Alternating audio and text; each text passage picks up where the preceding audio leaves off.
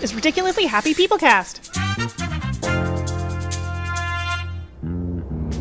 I'm Sophia Lemon, and in this episode, I'm talking with Angela Boucher about her family, her Druidic roots, and her love of animals. We go deep into body language and communication in this one, so we better just get started. Angie, what makes you ridiculously happy? What makes me ridiculously happy? The fact that it took me 35 years, but I found my person makes me ridiculously happy. And because I have to tell you the story of our first date because it's really cute.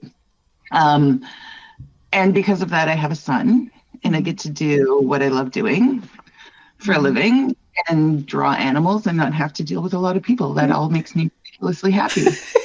Along with the fact that the people I do choose to associate with, I can be picky and make sure they're people I like. So I'm not in one of those 9-to-5 jobs where I have to deal with people and I have no idea what's coming. I think that would be the ultimate torture for me. Oh my gosh. Okay, this is great. I have so many thoughts, but I am stuck on I need you to tell me about that first date. Okay.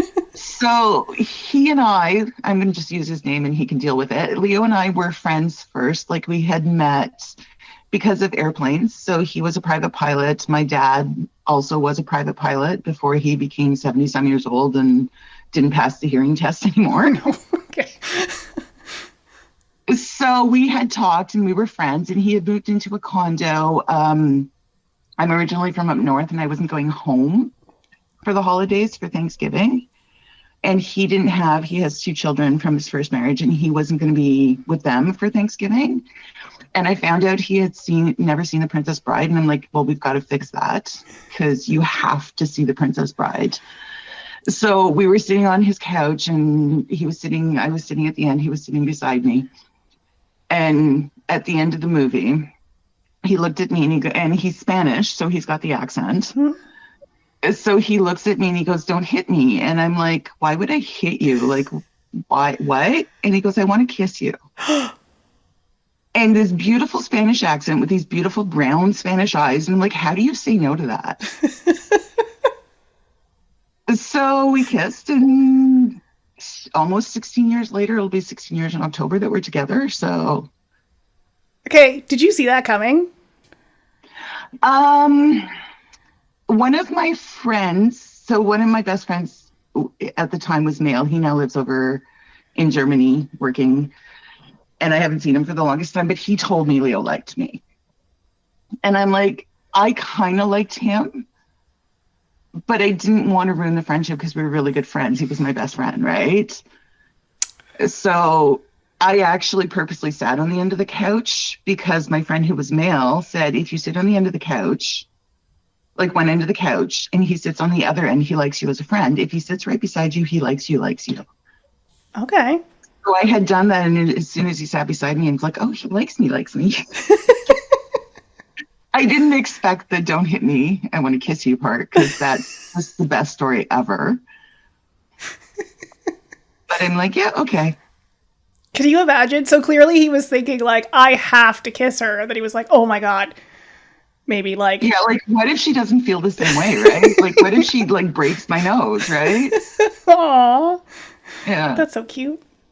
Yeah. How old was he at the time? I have to think about that. He's 9 years older than me, and I was 35, so he would have been 44. Okay. Very nice. Where is he from? I did not know that he was Spanish. Like, you didn't know he was Spanish? I mean, actually, I could guess now. Yeah, one of my friends that I grew up with, so where I grew up in behind was my mother's best friend. Like, we had huge acres of property, and the acres behind was my mother's best friend, and her daughter and I are basically sisters. The first time she met him, she started laughing, and she said, Angie always knew she was going to have a Spaniard. Did you? Like, I always had an attraction to the accent and just the culture and all of that kind of stuff. So I guess I did always know. Yeah. It just took me 35 years to find him. He's originally from Venezuela. Okay. So he moved to Canada. He's been here longer than he was there now, but he could say like hello and yes and no. And like he knew no English when he came here. It was just, I'm going to have an adventure. I want to go to Canada, and got a job here and came here. And he wound up with a French girl? Like, oh, French-Irish girl. So. Okay, I love that. I've been out with a couple of Spanish speakers, and I have noticed the romance is like, it's high. Yeah, I don't know why they say that French is the romantic language, because I think it's Spanish personally, but maybe because I've been around French my whole life, I don't find French that romantic, but... Well, beyond the language, like, aren't French people stereotypically understood to be cranky people? Like, I've found... I think the stereotype is more, it's stuck up. Okay. Stuck up. I have found the Spanish people I have met to be, like, so warm. And, like, you know, growing up in, like, a Scottish-Irish area, it's like we have this, like, 6 feet between you and the person that you're talking to kind of thing going on. That honestly was the biggest thing between he and I, because like I said, we were friends first, and I had helped him pick out some of the furniture for his condo, which my buddy Polly, that was the friend that said, you know, sit on the end of the couch. He said that should have been your first hint when he asked you to pick out furniture for his condo, because he wants you to like it, because he's hoping you're going to see it a lot, right? Oh. So man logic, apparently. But so we go pick out furniture and everything, and he went to give me a hug. And because I was like, my dad is French, but my mom's Irish, and Irish people aren't touchy-feely people, right? So he gives me a big hug after, and I just stiffen right up. Yeah. Oh, I'm yeah. not used to being hugged, right? Yeah. And the poor guy, he's like, did I do something wrong? Does she not like me? Like, we laugh about it now, but I feel so sorry for like what was going through his head then. Oh. Because he's like, what did I do? I've offended her. And I'm like, no. I was raised Irish, and I'm not used to people hugging me. So It's so sad, but so true. because we're not the Irish and the Scottish, we don't have emotions, right? You know what? I've really noticed that we have deep emotions, but we don't emote. You're not allowed to talk about it. You're supposed to hide it, because showing emotion was showing weakness, right? Well, I think so. That was the biggest thing. Is like the Spanish are so touchy-feely and affectionate, and it's like, could you find opposite cultures to put together? Like, really? Hey, I mean, this is great for your son. Yeah, it's absolutely great for him. But, and I joke because our Irish is what they call Black Irish. So there's a Spanish influence into it. Intrigue. What? Yeah. So when they say somebody's Black Irish, they're referring to there's either French or Spanish mixed into it. But like, where that? The merchants that used to come through Ireland, right? Oh, all right. So instead of having the Viking influence, they have the Spanish influence. Mm-hmm. And or the French. How do you know this? Like, how far back does your family tree go? My family tree that we can track officially goes back, I'm 33rd generation. So, and some of my cousins have children, so there's 34 generations which I found out accidentally, because when I was doing my family tree in school, my great-grandfather was there. So he was telling me, you know, I'm 3 generations and 3 days younger than him, so that's like super significant. 3 is a very, very, very powerful number in Catholic culture, right? So, and he goes back, and then we go there, and then we go there, and then we go all the way back to Robert Le Despencer, who was a knight for William of Normandy. That's William the Conqueror. And I was yeah, sure, right? And then in college, one of my electives was actually Ancestry, and I could track it. Like, I put in my great-grandfather's name, and sure enough, it went back 30 generations.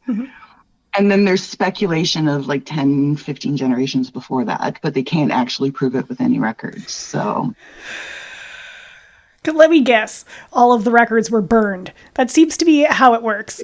Probably, but one of the reasons we can track my great-grandfather's heritage is because there's royalty involved, right? So there had to be very, very good records kept to keep the royalty part of it, which far enough back, I'm actually related to Diana Spencer. I didn't get an invitation to the wedding, but like I don't know her event, and I don't know why I didn't get one, but like I don't know, 10 generations back or whatever it is, but it's the same original bloodline. Very cool. Yeah. Are you open to getting into what else your great-grandfather shared with you about you? Yes, the reason that William the Conqueror chose Robert, whose name wasn't Robert, they changed his name because, the English do that, right? Was because they had Druidic roots and he knew how to poison people.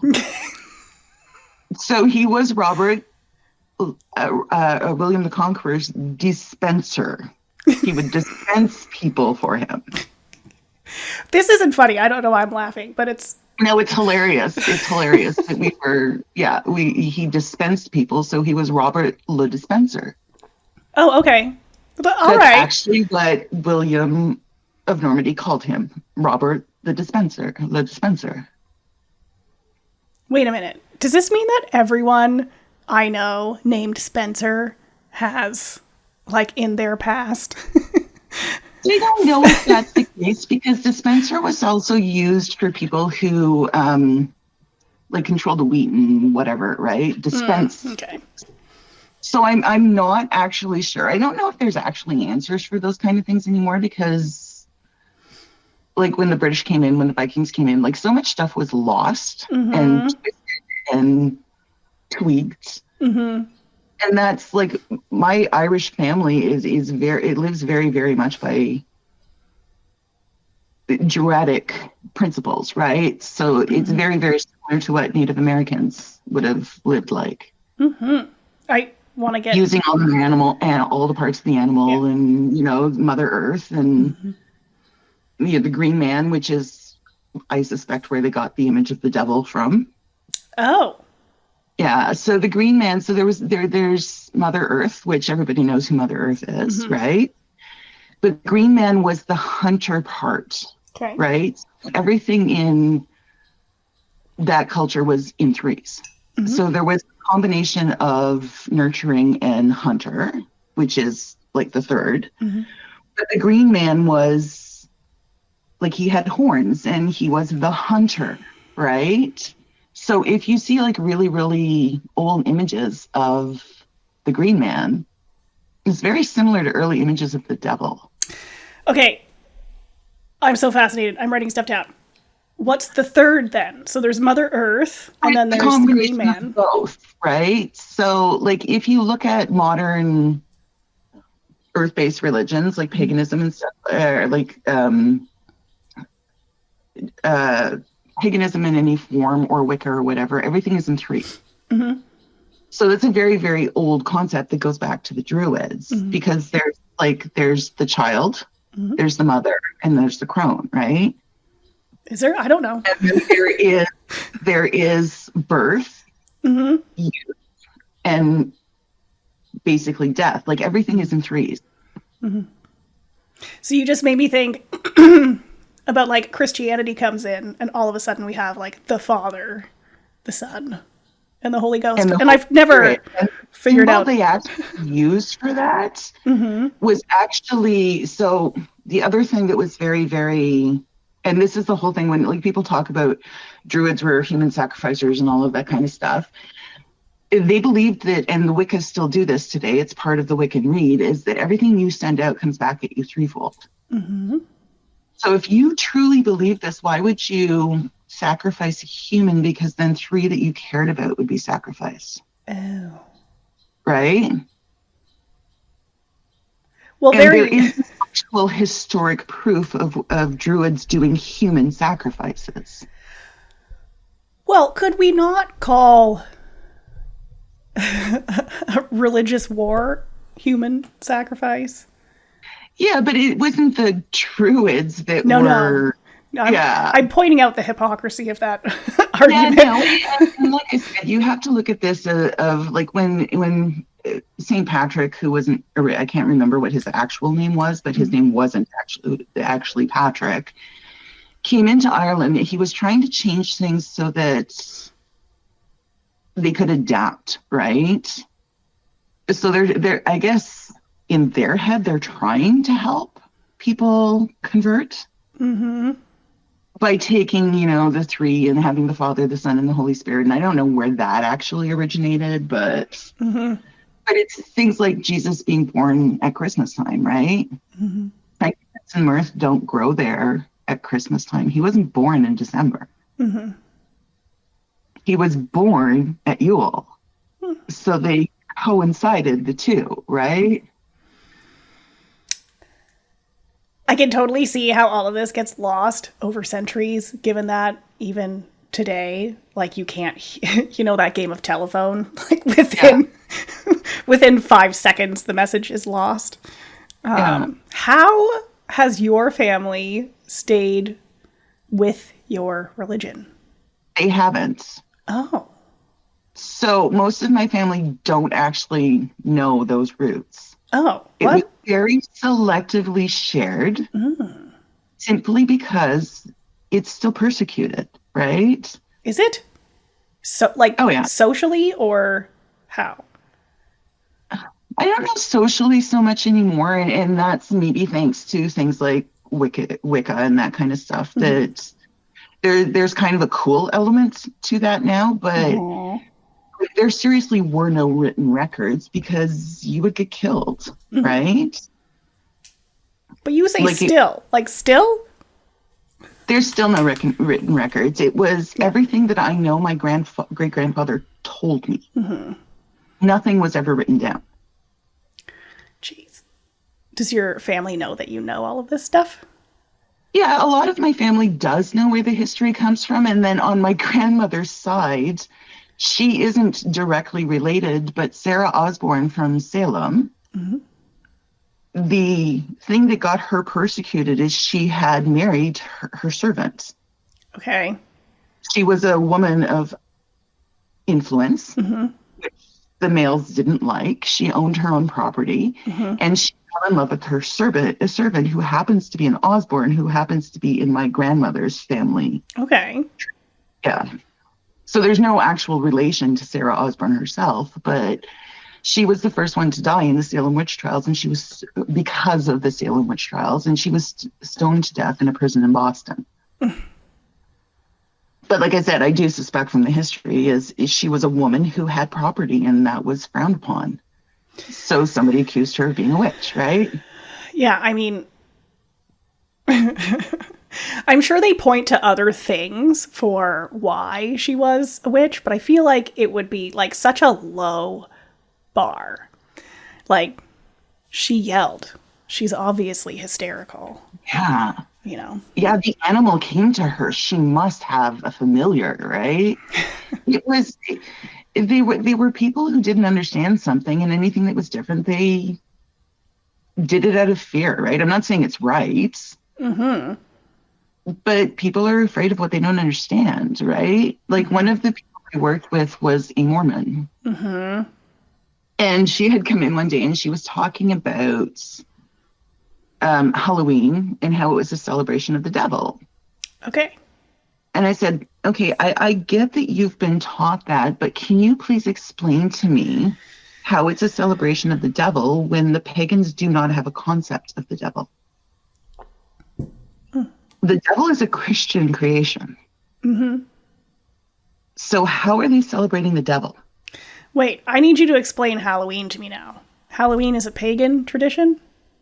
Halloween, okay, I'm not 100% sure on that one because it's Samhain for pagan people, right? It's not Halloween. And I know that the pumpkins come from Ireland, Scotland, all that kind of stuff. They would carve gourds with a symbol, because Halloween is supposed to be one of the 2 times of the year where the veil between the living and the dead is thinnest. Okay. So they would carve that thing. Their family members could come and visit because they believe in reincarnation. Mm-hmm. So the spirits of their ancestors and whatever could come visit to see how they were doing or whatever. But that thing was carved to keep the evil spirits out. Mm. Okay. And that kind of translated into a jack-o'-lantern. It kind of makes sense, hence the cranky looking pumpkins. Yeah. And then the whole other part of that is the trick-or-treating part of it. The roots of that are that people would farm, okay, one person had potatoes and one person had turnips and one person had gourds, right?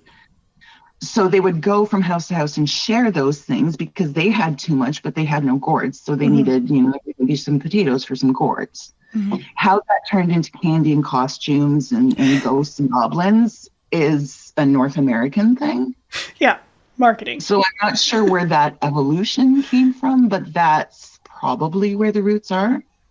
But again, nothing is written down. So that's all speculation, right? Interesting. It makes sense. You can see the relation between one and the other, but whether that's actually, I don't know. So pagans don't have a devil. So the devil came about with Christianity. They have Mother Earth and they have the Green Man and they have the in-between, right? So what exactly? So this is one of the other differences, the male and female aspect of things, right? Mm-hmm. Look at Celtic history. There were female warriors. Mm-hmm. Like whatever you were good at, that's what you did. Yeah. So the idea is you have the nurturer inside you, mother, and you have Green Man inside you too, the hunter, right? Capable of both. Mm-hmm. So there was no concept of, oh, you're a woman, so you're going to stay home and raise our kids. Mm-hmm. If you're a kick-ass Amazon that's going to win our war, we're you out there, right? Mm-hmm. Makes sense. And he can barely shoot straight, so he's going to stay home with the kids and nurture them, right? I love that so much more. And we all have, every single human being has female and male traits. Well, obviously, we run into problems when we don't let people explore. See who they are. Yeah. Yeah. We talked a lot in our last call about men, obviously. And I've noticed that a lot of the men who have this whole hyper-masculinity thing going on, in my experience, are so detached from their feminine side that's just dying to get out. And a lot of guys are taught when they're young to be ashamed of any of those traits, right? Yeah. And what are they? Those traits? Act like a man, don't cry, don't whatever. Yeah. And then you grow up to be men who can't have conversations with their partners because God forbid they have an emotion. I find it's not even just crying, but that whole, we were talking about, emoting and being affectionate even. Yeah. Or communicating even. I mean, that's a difficult one for everyone, it would appear, these days. Yeah. Oh, no, you feel that way and you need this change. You can't talk about that. That's not okay. Why not? Mm-hmm. And the same with girls. If thankfully I grew up in a place where playing in the mud was fine, right? Oh my God, yeah. Yeah. But I have people kept buying me Barbies and I kept saying, why? Mm-hmm. I have no Barbies. They stay in the box. I will hand it to my parents. They did not buy me Barbies for very long. And it wasn't necessarily, I think my mother had bought me one and then realized I wasn't playing with it. But I had a birthday party when I was 8 and then getting Barbies and clothes for the Barbies. And I'm you all realize that I don't play with these things, right? I am honestly surprised to this day how when you're buying gifts for a baby shower, people are like, well, is it a boy or a girl? And they feel they need to know so that they can buy the appropriate gift. Even with regard to clothing. And So buy something green. It works for both. well, who cares? I mean, men are wearing pink left, right, and center these days. Well, one of the things I remember, not that I was a huge fan of her, I kind of saw through her right from the start, was when Celine Dion was on Ellen. Mm-hmm. And Ellen was teasing her about the length of hair of their son. Oh. So she was saying something to Celine Dion about when are you going to cut your son's hair? Mm-hmm. And the thing I liked about Celine Dion looked at her and said, why does it matter? Yeah. Right? Well, yeah. And I don't know, because it's not a French cultural thing to not cut the hair. I don't know why she wasn't doing it. Mm-hmm. But maybe the kid liked it like that, and who cares? Mm-hmm. Seriously. Like, why does it matter? I don't know. I don't have an answer for that. It doesn't. And then, like, I mean, if you look at certain other cultures, natives, men or women don't cut their hair. Mm-hmm. It's very, very common for First Nations people to have very long hair, right? You know, like, I've actually been disappointed how much we've regressed into this hypermasculinity thing, because when I think about, like, rock musicians, not even, like, 40 years ago, you have, like, Kiss, which was basically a drag band. They wore all of the makeup and the platform shoes and barely any clothes. And, like, rock back then was, like, you know, the men would legitimately be wearing, like, a woman's top and, like, oh yeah, like they look and everything. More female than most females. And like they were, like, up and yeah, the icons of the time. I actually remember somebody asking, I think it was my bus driver or something. He's like, how do you, like, I had, I don't know, poster of whoever, right? Kiss, Bon Jovi, whoever it was at the time. And he's like, how do you know they're males? I said, well, their shirts are open and have no breasts. Well, that's true. It always kind of blew my mind. And, like, we have all of these, like, now, if you look at a lot, not everyone, obviously, but a lot of men who are into that, like, sort of classic rock type of stuff. Yeah. And would they have long hair? No, they would not. You know, they need to be the man. Yeah, I don't know. I think most of them, like, if you look at those rock stars, whatever, from the 90s, they looked better with long hair. Well, yeah. Like, you see them now with short hair and they're like, yeah, that just doesn't look right. Like, yeah, for sure. Like Dee Snider from Twisted Sister, like, very, very short hair, right? And like, yeah, it just doesn't look right. It's kind of boring in comparison. What happened? What happened between then and now? I don't know. I want an explanation from back then, too, of why they had long hair, but took the hair off their chests. Like, they had no hair, chest hair. Like, what, you're putting it up there instead of on your chest? Like, maybe. That was always, like, I mean, when a man becomes a man, he gets testosterone and he grows chest hair. Mm-hmm. So why are you getting rid of the chest hair? I mean, maybe they were just expressing their feminine sides. I don't know. But like I said, that was one thing I didn't understand, is that, you know, long hair in their heads and no chest hair. I'm like, that's got to be painful if you think about it. Well, yeah, someone like tell us. Waxing that, or like, obviously they're not shaving their chest. They must be waxing them. Maybe. Like, that's got to hurt. I can only imagine, based on the little bit of eyebrow waxing that I have done. that hurts. Like, I'm also thinking of my husband, who has Spanish blood, and Spanish men are very hairy, so all I can think is him that tried to shave his chest or wax his chest, and oh my God. Has he? No, not that I know. Like, maybe in his youth or something. I don't know. I doubt it.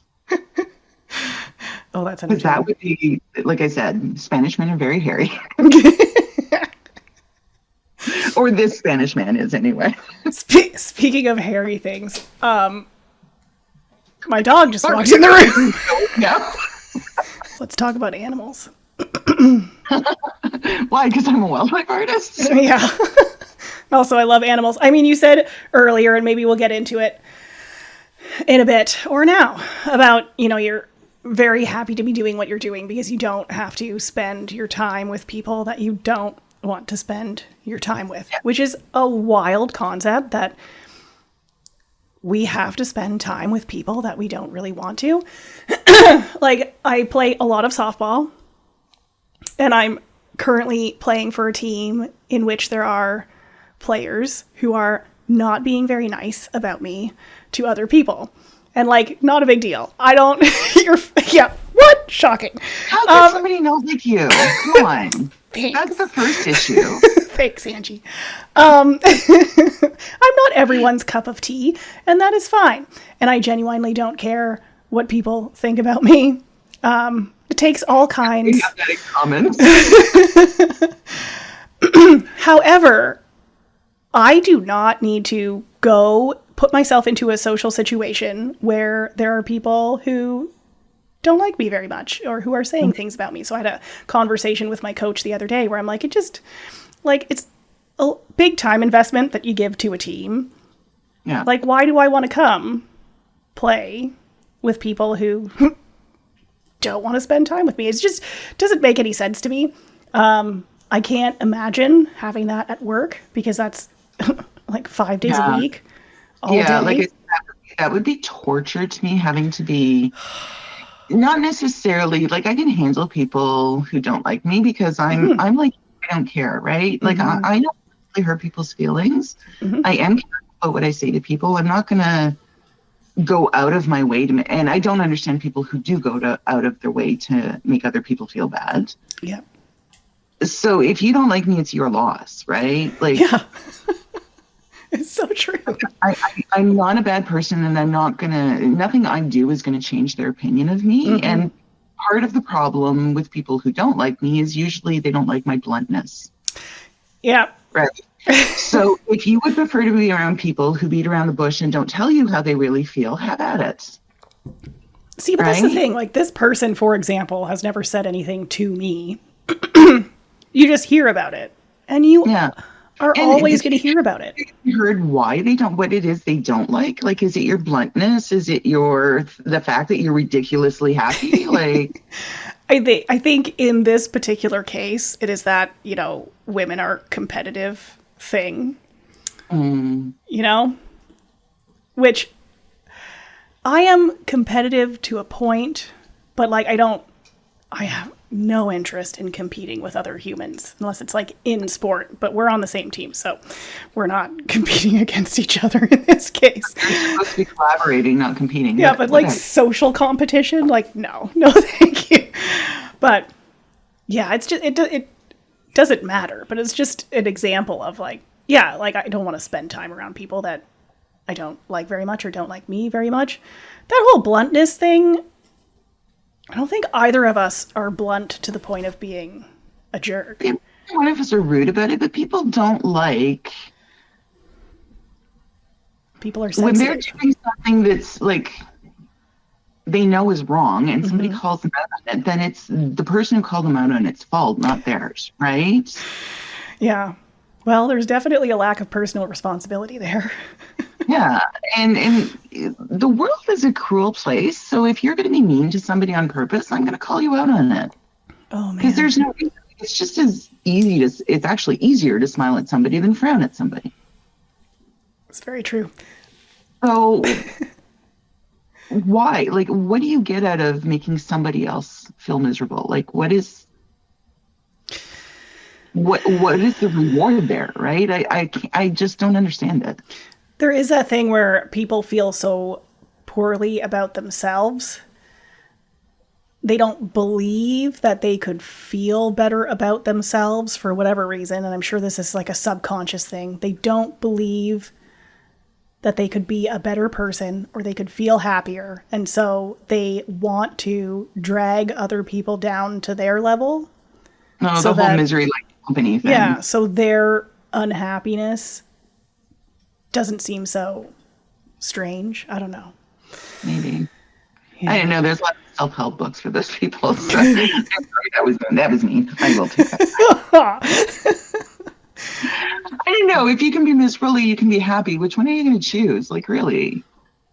Well, I mean, I know a lot of people do choose miserable, but I guess we're like hardwired to focus on those things, which I've never understood. People have said this to me recently, and so I kind of believe it. We're hardwired to look at the bad things. Are we really? Well, you know what? I'm questioning that too. I don't know. Everything is perspective, right? And I have this conversation. We talked about this the last time we chatted. Is my son is on the spectrum. Mm-hmm. And I've had arguments with, like, he perceives things a different way. Mm-hmm. And I've ended up having, like, arguments with his teachers going, well, that's not the truth. And I said, but that's his truth.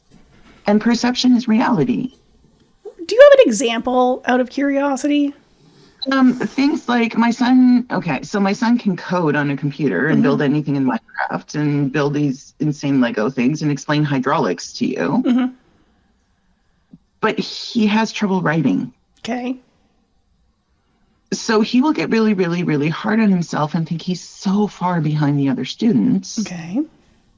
And then he's his own worst critic, right? Mm-hmm. So he'll get really down and he'll get, like, not depressed, but embarrassed is more accurate. Mm-hmm. That he can't do something that seems so simple to everybody else. And no matter what you tell him, he won't believe that he's capable of doing it. Okay. So the teachers will come in and go, well, you just have to practice and you just have to try. And when he tries, like, it brings him down to tears at points because nobody's explained to him why letters are formed a certain way and why, like, one of the things he has a challenge with is, like, his Y's will be up so that they're on the bottom line, right? So instead of putting the tail on the Y below the line, he thinks everything's supposed to be above the line, and that's how his brain works, right?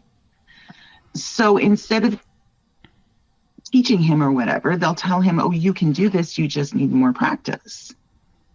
And he thinks he'll never be good at it. And they'll argue with him, and it's like, no, like, you need to fix his perception and reward him for, like, even spacing between words and stuff like that is a challenge. So they're like, well, that's not how it is, and he's not so far behind his other things. And he is. To him, he is. So stop arguing with him with how he feels. And help him learn, like, stop arguing that his feelings aren't valid because they are. This is how he feels. This is his perception. This is his reality. Change his reality. Help him change it. That's so funny. Like, as a species, how long have we been writing? Honestly, like, not very long. You say that because he asked me that, because I'm now, you know what, if you're not going to teach him this, I'm going to teach him this. And I do writing practice with my son. So he asked me, like, just a couple of days ago, where did writing evolve from? And how did it become this? And now, of course, now it's going to be an obsession for me to figure it out because I don't know the answer. Like, I know it comes from, we had symbols to count and do certain things. Like, it all comes from cruciform, developed into writing, but why the letters and why the way they are formed, right? I know, like, the A is from alpha or whatever. Like, there is some knowledge I have about it, but yeah, like, how did China keep symbols and we have specific letters? And why was the ampersand originally part of our alphabet and now it's not? You know what I mean?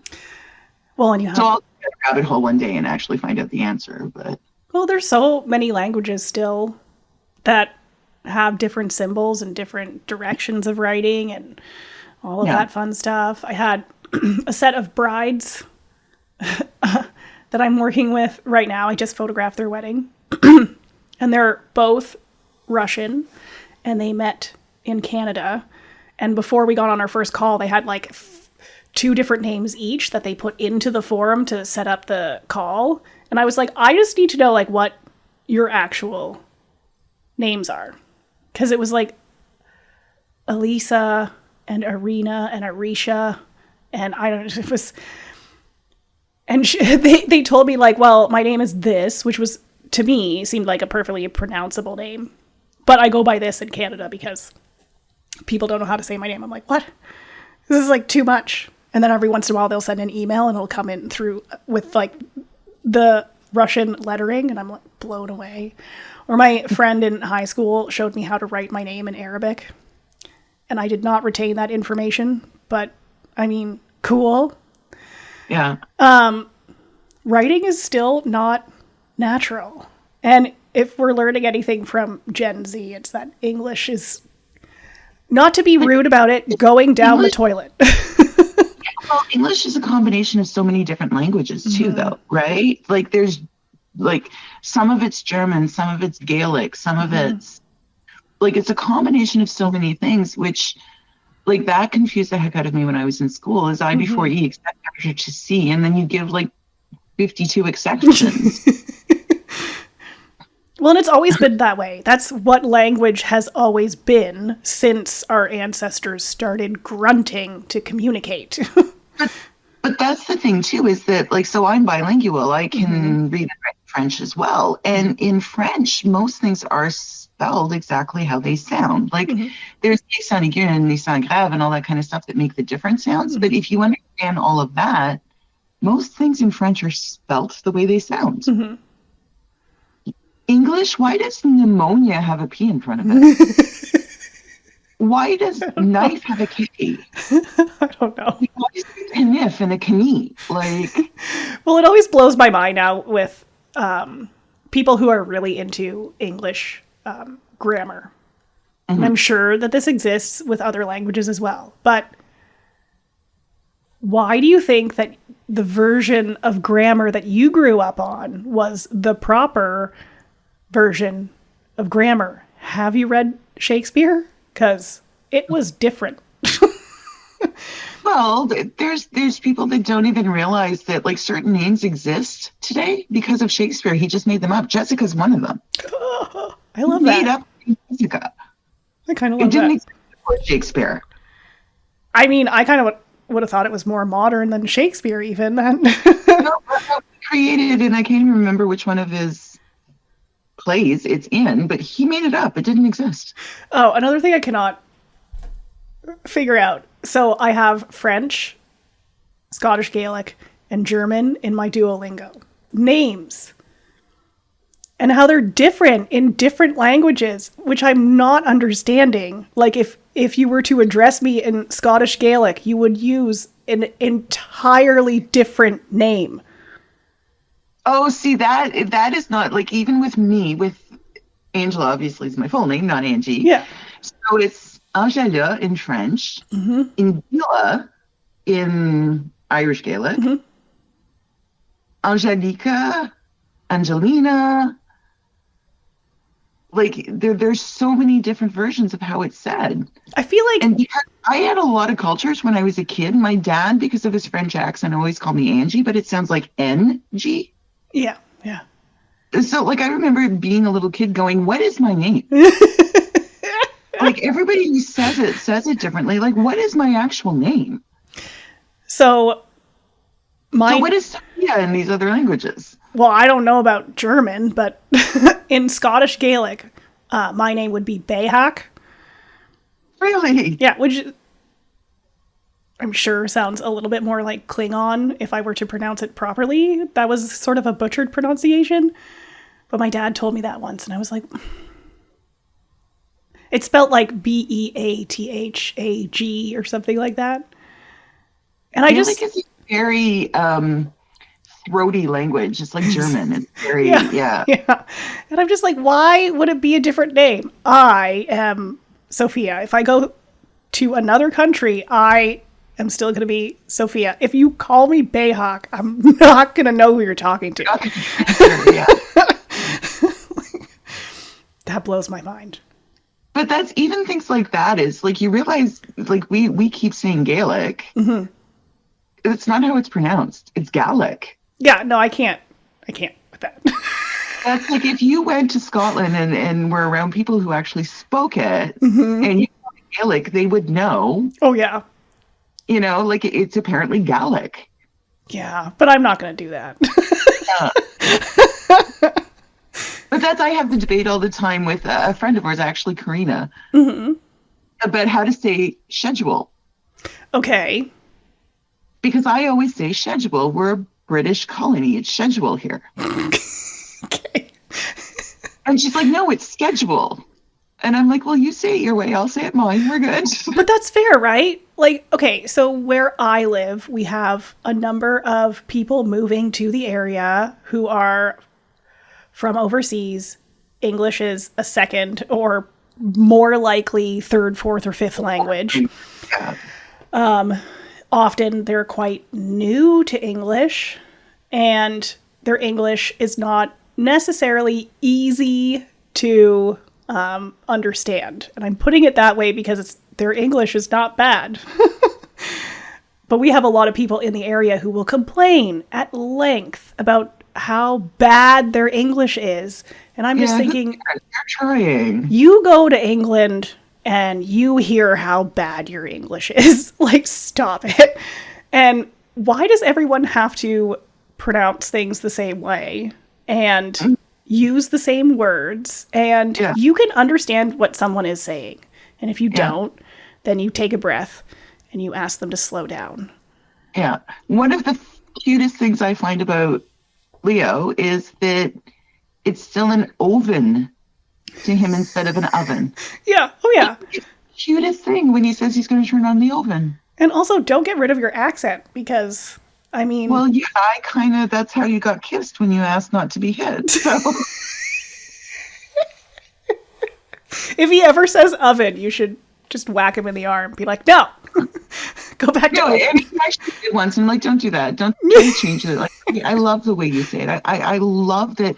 I've always loved accents. Mm-hmm. Now, there are some that they're a challenge because they're very new to English. Mm-hmm. But even in Canada, like you go to the Maritimes provinces. Oh my gosh. They speak very different English than we do. Like, I have a friend who's from Newfoundland, and he texted me one day, and he says, tell me where you're at. Tell me where you're at, I'll come where you're to. Yeah. And looked at it and went, okay, I get it, but wow. But it's cool. Like, I don't know. But I don't know. I love accents. I love that we say words differently. Well, it's absurd. I mean, they make jokes about the Canadian accent, and... Well, unless people don't correct me, because... I learned in college that I was saying relatives wrong all my life. But how are you saying it? Okay, so if you're related to somebody, why isn't it your relative? Okay, fair. And I had always said relative, and then finally somebody in college told me, you pronounce that relative, right? No, obviously not. You know what? I've had that quite a few times in my life. I don't remember any of the words, and I probably still mispronounce them. But again... Who cares? Yeah. You knew what I meant, so... I love picking up accents. And obviously everybody at that point knew what I meant, because nobody corrected me, but... I was talking on the phone with a guy once, answered the phone with, hello, mademoiselle, right? And then we talked for like 5 minutes, and I'm like, where are you from? And he's like, why? I'm like, you have an accent. He's like, you can hear that? I'm like, well, I mean, you also started the call with, hi, mademoiselle. So, but yeah, I love all accents. And then I want to know everything about where they came from. And well, the funny part, too, is like when I first moved down here from Northern Ontario, people told me I had an accent. Oh, I bet. And I actually didn't hear it until my mother, who doesn't actually speak French very often, came down to visit after I'd lived here maybe 10 years, and I realized my mother has a French accent when she speaks English. Because the town I came from is like 90% French. Yeah. My mom can't really speak French. She's Irish. But she has a French accent, from Northern Ontario accent. Like, I was camping this weekend with a bunch of friends from Meaford, and one of the guys, well, the couple, they're from Northern Ontario, but he grew up speaking French, and I didn't know that, and also didn't realize that he had an accent until I discovered that he grew up speaking French, and then I realized that he's been speaking with a French accent this entire time. I've known this guy for years. You don't hear it anymore. It's like my dad. My dad has a very strong French accent. Oh, I bet, yeah. Like, he learned English to go to college, right? Mm-hmm. So, I don't know.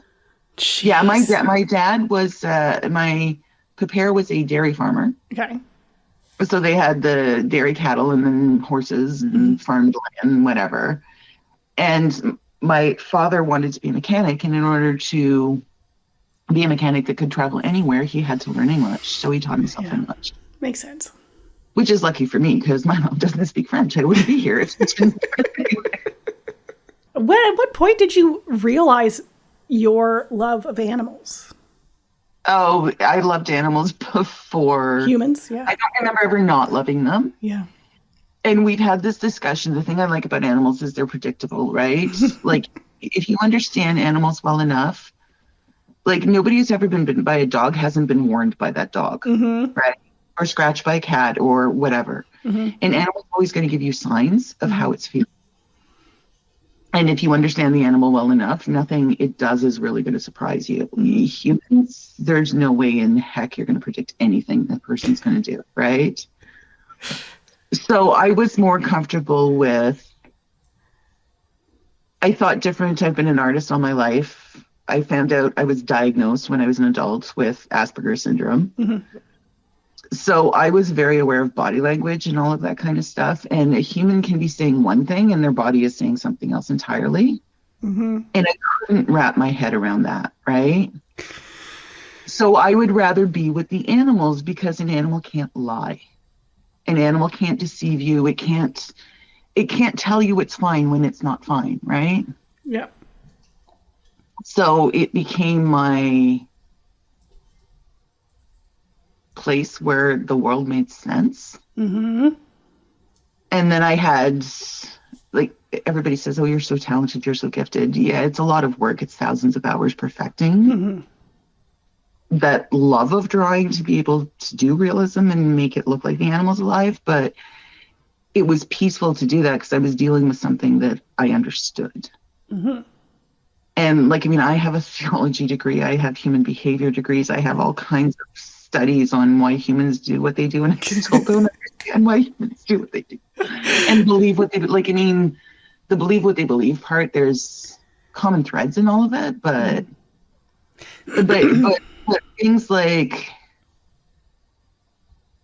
why we're supposed to, we were talking earlier about hiding emotions and hiding who we are for, you know, the man has to be manly and he can't have any feminine traits, or if he's attracted to another man, or like, why is all of this stuff so taboo? Like, we're humans, we have feelings. Why is it necessary to hide any of them? Like, you can communicate freely and honestly and not insult people. So why don't we? Okay. I have so many thoughts. Very deep question, I understand. But I mean, you said that you were diagnosed with Asperger's. I would hazard a guess that I fall somewhere on the spectrum, right? yeah, I believe you may be right. So this kind of blows my mind because we have this idea that people on the spectrum cannot communicate clearly, miss social cues, miss body language. And I would say that it's actually the complete opposite. It's actually the complete opposite. Okay, so they call, you know, you're familiar with neurotypical. Yeah. So people who aren't on the spectrum or don't have ADHD or any of these other things are called holistic. Okay. Holistic people have a habit of beating around the bush in everything. Yes. And I think I gave you this example before. I lived with somebody and I had cooked something. And it was something they had never seen before. And I was we were living together, having the meal. And they're like, oh, that looks really good. I'm like, oh, thank you. And, oh, well, what's in it? And blah, blah, blah, blah, blah. So finally at the end of the meal, I'm cleaning up and they look at me and they go, well, why didn't you give me any? And I just looked at them and said, why didn't you ask? Like, well, I told you it looks really good. Okay, you know what would have been easier? Saying, can I have some, please? Can I try it? Like, I don't know if it's true for everybody who's neurodivergent, but people with Asperger's we say what we mean, right? And we question everything too, which is where we get in trouble. Like, you go into a job and you're asking the question, you're being trained to do something, right? And you look at the person and go, why do we do it this way? And suddenly an autistic person is offended because they think you're challenging them. No, I have Asperger's. I need to understand why we do it this way so my brain can process it. Mm-hmm. I'm not being insulted. I'm not telling you that I know a better way. My brain needs to understand why we do it this way. That's how my brain works. And when you're sitting here like this, like cross-armed and blah, blah, blah, blah, blah, and you're smiling, and my brain is going, their body language is very aggressive, but they're smiling. Yeah. Like something's not connecting here. Well, and that carries such a level of distrust too. Like when you are communicating with people like this who cannot communicate directly with their words what they want or what they think, and then their body language and their facial expressions do not match what they are saying. Yeah. Like, do you not think like, I don't believe a word that you're saying? Like you do, and that's just it, right? Is consciously we pick on body language. Like they've done studies that like 70% of communication is body language. Maybe that's why we all have trouble communicating, is because we're not being truthful. And our bodies are telling the person we're talking to that like something's off, right? Like we have so many instincts and things like that we've shut off. Yeah. We need to turn back on. Have you listened to the Telepathy Tapes yet? I started and it was dark and it was like, yeah, I'm not listening to this in the dark alone. Oh. This was not good timing. It's so good. You've got to get back into it. Yeah, I laid in my room trying to fall asleep, and then like there's nobody there, and it's like this wasn't a good time to listen to this. Well, and I'm starting to realize that maybe, what's the term? These allistic folks maybe are just more susceptible to influence. Because the way that they communicate is the way that they've been trained. So don't emote, don't tell people what you really think or feel, because they will not believe you or not accept it or whatever. Certainly that's what you're describing when you're saying like you're communicating directly to someone and, they're not accepting it. I had a beautiful moment over the weekend with my group of friends. So these are my friends out of Meaford, and I have to tell you, they are the most kind group of people I have ever met in my life. Just so loving. And at one point, someone said something about disappointing me or something. And I was like, you can't. I'm like, I'm going to tell you what I think. You tell me what you think. And you are allowed to think differently than me. Like, if you think differently than me, I'm going to think, interesting, cool, like, no judgment. Like, what am I going to do? Like, and it was just a beautiful moment. No. And that's something else too. Like, why can't we have different opinions and not hate each other for it, right? I get wanting to be accepted by a community. That totally makes sense to me. However, there's too many people in our communities now. Like when you had a village of like 100 people, I mean, that even feels like a lot. You'd be more likely to agree with what everyone is saying. But like when you have 20,000 people around you, there's not a chance in heck that they're all going to agree with what you have to say. Yeah. Like it's an unfair expectation. But you want to be liked by everyone. And so you just keep your mouth shut. Why do you want to be liked by everyone? Well, we don't want to be, booted out of the I don't community. want to be liked by everyone. Yeah. But, yeah. Well, I never, my high school experience was probably different from other people because I didn't, I never did care. Yeah, me too. People. And one of my best friends, a girl named Hope, was always so concerned that people liked her. And I'm like, you're just hurting yourself because they're not thinking about you right now. And why are you torturing yourself like this? You're a good person. Anybody who knows that you are. Why does it matter if everybody likes you? Like, you're just torturing yourself. Your people will find you. It's interesting. Does that not kind of sound like an evolutionary disadvantage? My husband is convinced that my son and I are advancements. Well, you need to listen to the telepathy tapes because that's what Like he's considered where he really, really thinks we're in evolution because we tend to be very empathetic, right? which people miss, right? Yeah. And that's like, I try to get across to his teachers all the time that like, yeah, he's doing fine in school because he's masking. And you've taught him that skill. Like, you don't see what this takes out of him to come home and actually be comfortable being himself again. Like, he can't sit still at a desk and do whatever you ask him to. His brain is going 10 bazillion miles an hour all the time.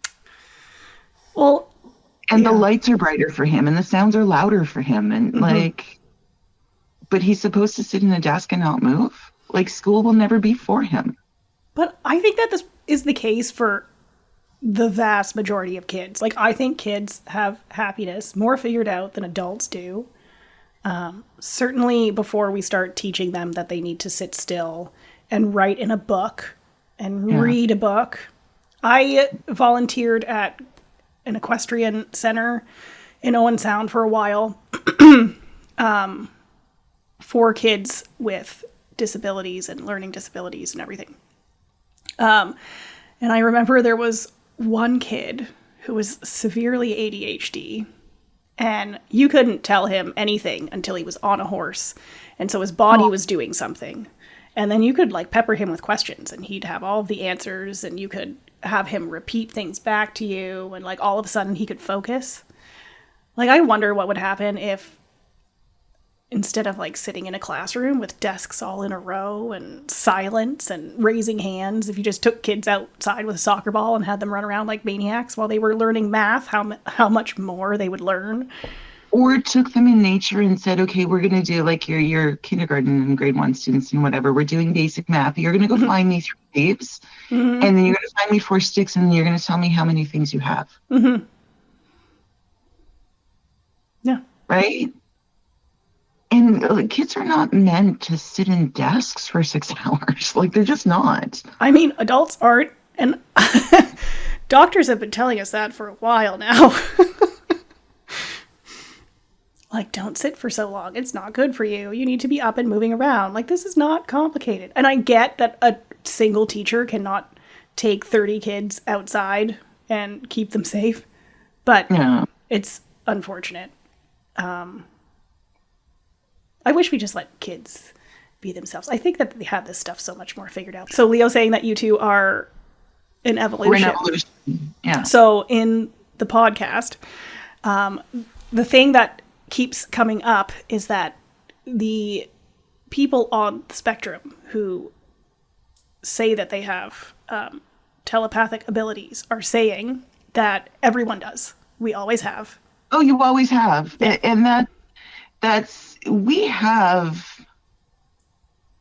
Have you ever been in a situation where your gut is telling you go and you didn't listen? Oh, yeah. Oh, no. I mean, I go. Oh, you go. Okay. So So for people listening, if you're ever in a situation and your gut tells you to go, your instincts know things you don't. And we shut all of that stuff off. Like, these were survival mechanisms for us in the past. Why do we not listen to them? Yep.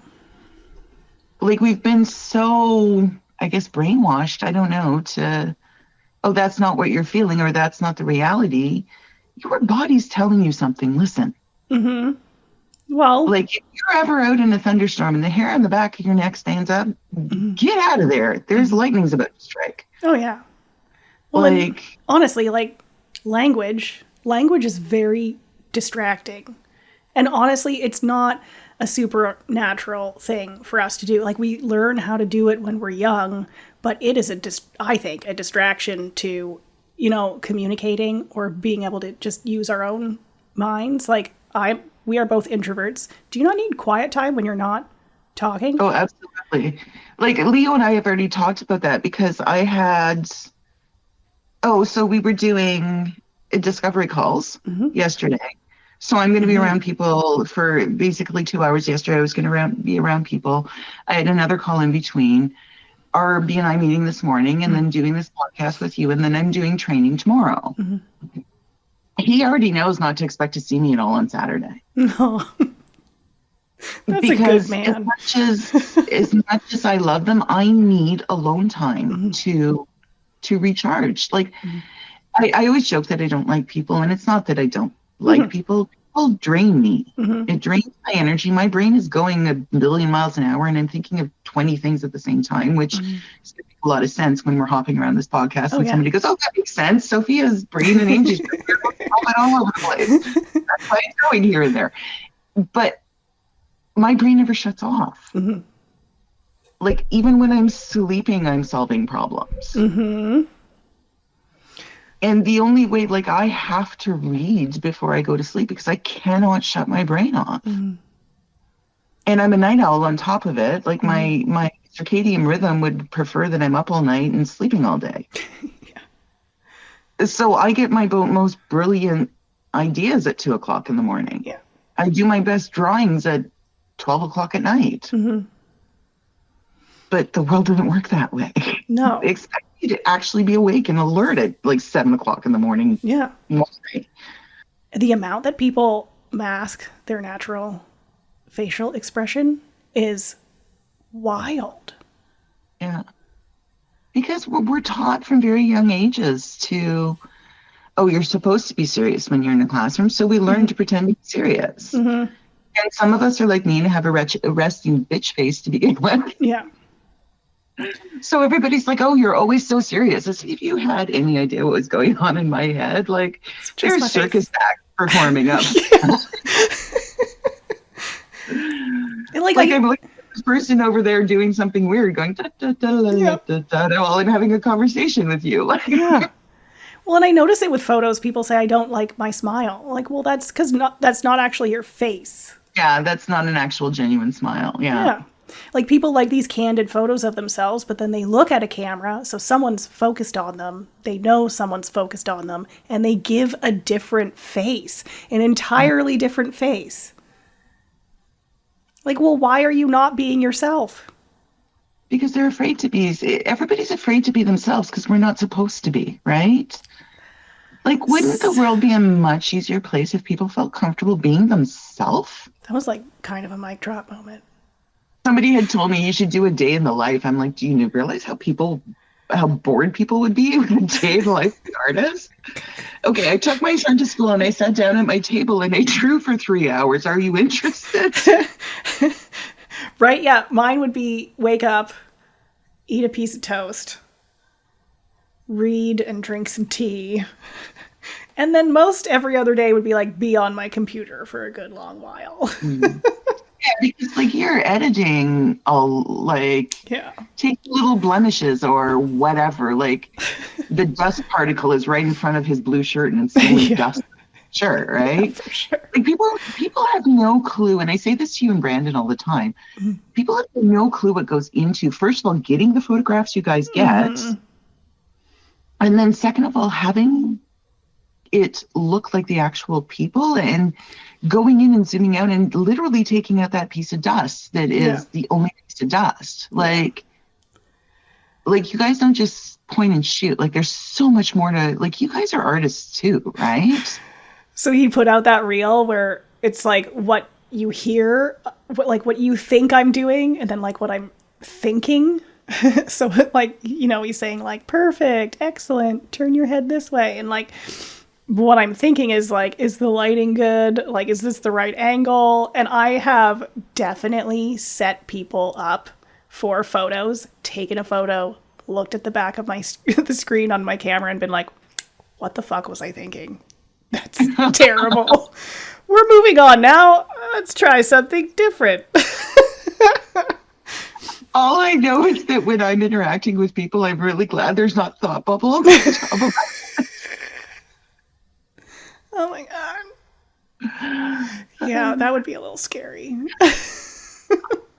I think it's funny when people are like, what superpower would you want? Blah, blah, blah. Reading people's minds. I was like, nobody was going to want.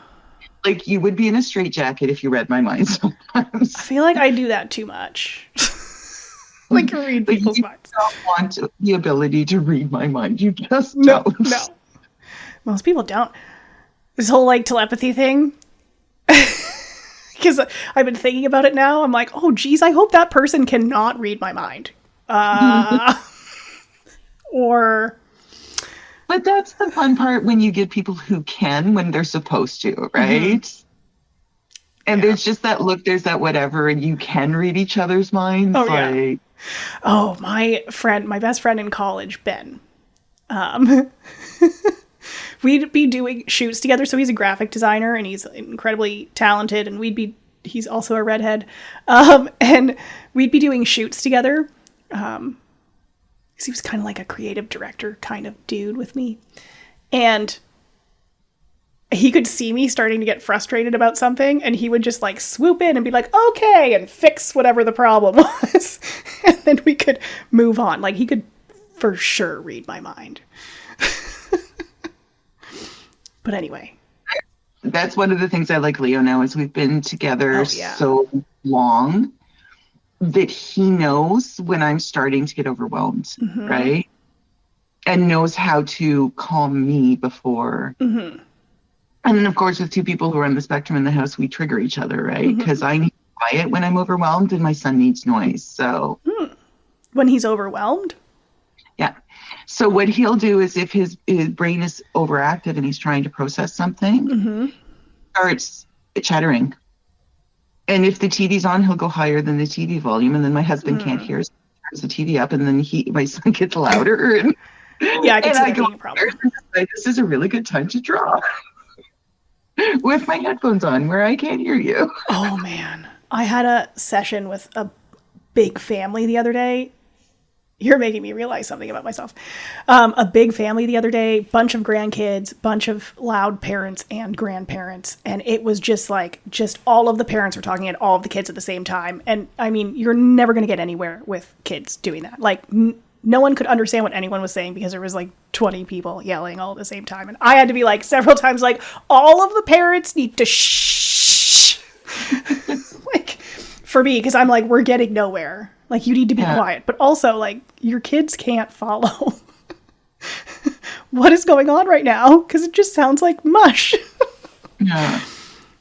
Which is why it didn't surprise me when my son was, like, in kindergarten. He couldn't handle that classroom with all the noise. And, and it was so overwhelming. He was so happy when he got into grade 1 and they were sitting in a seat without all the noise and stuff. And I'm like, you don't realize how overwhelming that room is. Before we wrap up, I want you to tell me what your favorite animal is. Oh my gosh. Ask me who my favorite child is. No, that's cheating because I only have one. Let me guess. You only have one. It's Leo. It's Leo, isn't it? I don't know if I have a favorite. I am very fond of cats, with the exception of lions for some reason. I'm not a big fan of lions. Well, lions are a little cocky, so. I don't know if it's that or I don't know what it is about lions that maybe because they're realization of myself. They're the lowest predatory animal, the lowest kill rate. Oh. I'm super fond of one of my favorite stories on the planet is it was a tiger in, I don't know if it was India or one of the other places tiger lives, where somebody had done something to the tiger and the tiger turned around and killed over 400 people because a human ticked it off. Yeah. And I'm a big fan of, I guess, the animals that they're hidden until you tick them off and then they're fierce as whatever, right? Like, it's amazing how big a tiger is. You're walking by it and not see it, right? So I'm a fan of tigers. I'm a fan of snow leopards, the Panthera family. So jaguars, leopards, for some reason not lions again, which is a Panthera. Okay, idea. I like the horses and stuff too, right? Oh. Yeah, people are really fond of horses. But it's just the structure of a horse is, this sounds really weird, but I have studied skulls and stuff of animals because, like, to draw what I draw, I need to build the depth and you need to understand the structure of the animal, right? And the grace of a horse, considering the skeleton underneath it sometimes, especially in the facial area, is like, I kind of wonder what dinosaurs actually look like, because if you took a horse's skull and had to imagine what a horse looked like, I don't think you'd get a horse, right? Just for experimental purposes one day, think of a bunny rabbit. Okay. And then look at the skeletal structure of a rabbit. Okay, I suddenly want you to do a series of drawings of animals based on their skeleton alone. What? Yeah. Because, like, I mean, they do that with dinosaurs and anything that's extinct. They build it up from their skeleton, right? Yeah. And there is some logic and some science behind it. Like, I need to, especially with cats, because, and maybe that's one of the things I love about drawing cats, is from the tip of its nose to between its eyes on a tiger, a leopard, any cat, or it changes direction like 4 times. Yeah. Right? And it's all around the structure of the sockets and the whatever, right? So you need to understand that has nothing to do with my favorite animal. It could be why it's my favorite animal. Right? I like making my life difficult, which is why I draw in colored pencils instead of paint, because it takes forever and you have to go backwards, right? I was just thinking, as you were saying, that you're not a big fan of lions. I realize that, like, other types of cats live in groups, but, like, lions are, like, super social with each other, right? Whereas, like, like the tiger, not so much. Yeah, I know tigers and leopards and most of the other cats are solitary, and I can't actually think of another cat that... You like the introverts. And it's like I said, it is those animals see everything, but you don't see them, right? And I think I have a commonality personality-wise with them, right? Like I see a lot. I don't act on a lot, but by the time I do act on something, I've thought about it a lot. You know what I mean?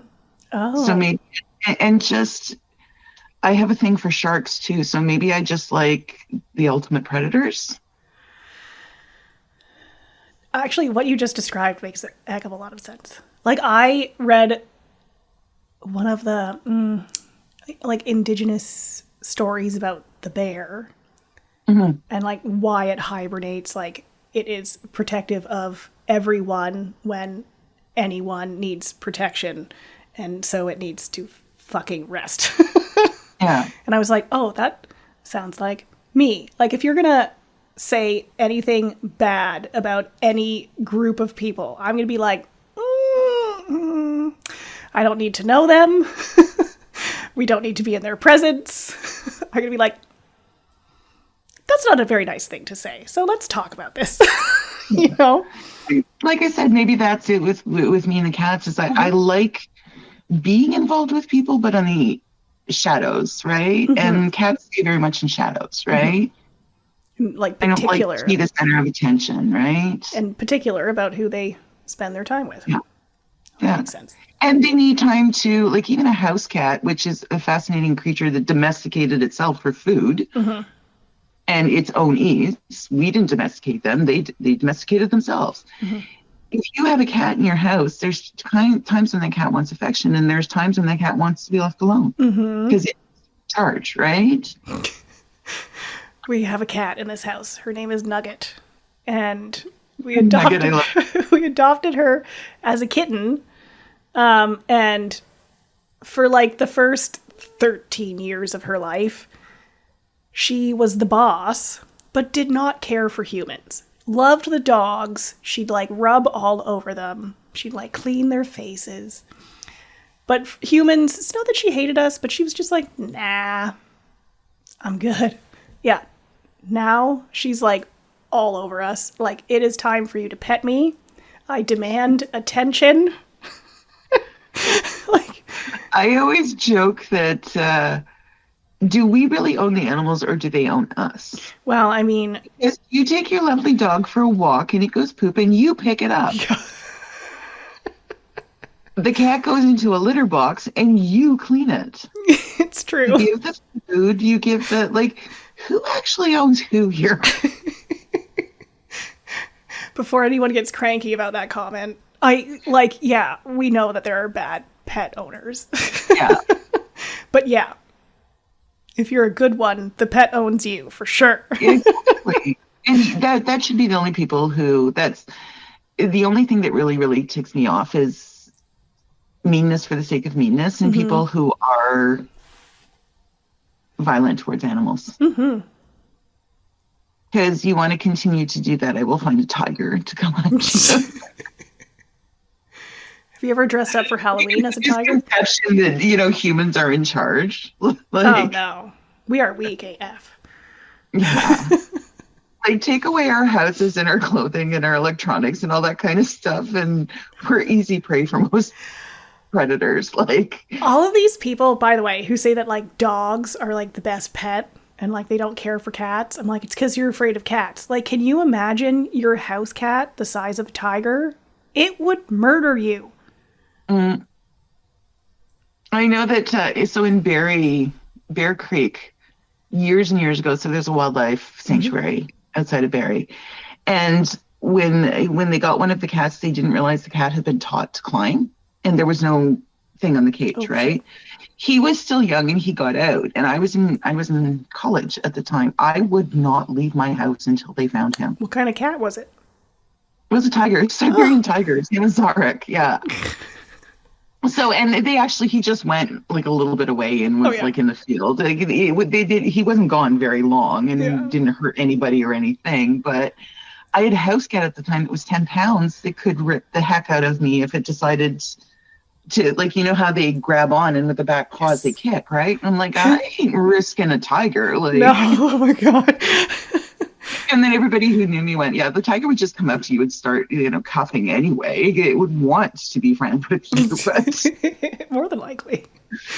Well, Leo laughs all the time that we'll be outside and there'll be a possum or a squirrel or whatever, and they'll come right up to me. They know I'm not going to hurt them, right? Yeah. They should have came and got you to find the tiger, because it would have found you and decided to befriend you. So. But for I'm to know the tiger would have been scared and he wouldn't have been behaving normally. But anyway. Where do you want people to find you, Angie? Oh, geez, that's a good question.